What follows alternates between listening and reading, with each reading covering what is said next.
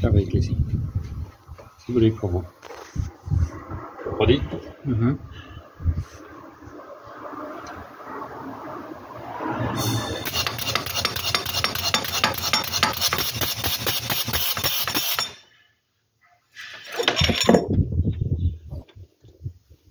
Sim.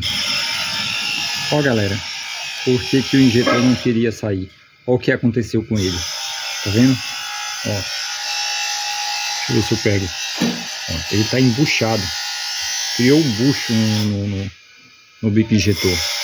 Não sei, talvez possa ter entupido aqui ou excesso de pressão que terminou causando isso daqui. O outro também tá travado. A gente vai tirar ele.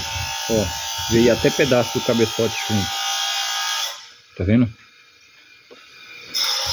Pausa aí, por favor. Pronto.